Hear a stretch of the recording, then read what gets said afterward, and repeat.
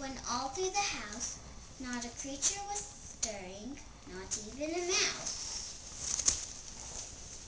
The stockings were hung by the chimney with care, in hopes that St. Nicholas soon would be there.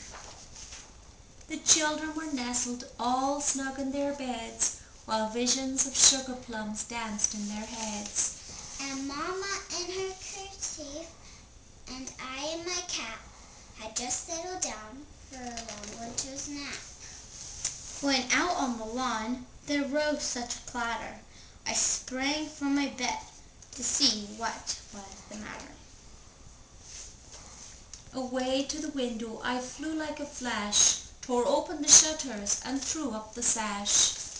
The moon on the breast of the new fallen snow gave a luster of midday to objects below.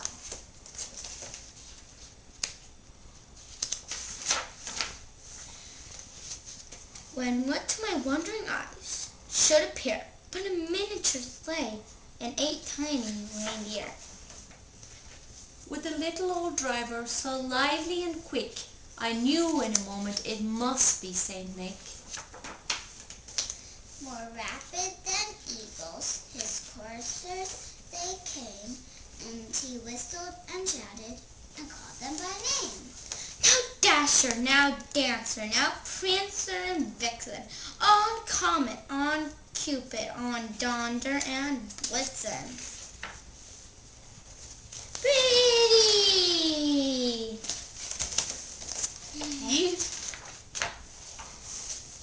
To the top of the porch, to the top of the wall, now dash away, dash away, dash away all.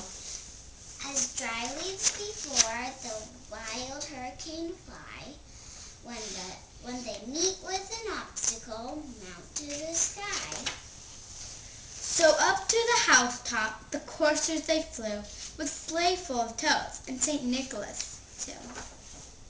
And then in a twinkling I heard on the roof the prancing and pawing of each little hoof. As I drew in my head and was turning around, down the chimney St. Nicholas came with a bound. He was dressed all in fur from his head to his foot, and his clothes were all tarnished with ashes and soot. A bundle of toys he had flung on his back, and he looked like a peddler just opening his pack. His eyes, how they twinkled, his dimples, how merry. His cheeks were like roses, his nose like a cherry. His droll little mouth was drawn up like a bow, and the beard on his chin was as white as the snow. The stump of a pipe he held tight in his teeth, and the smoke it encircled his head like a wreath. He had a broad face and a little round belly that shook when he laughed like a bowl full of jelly.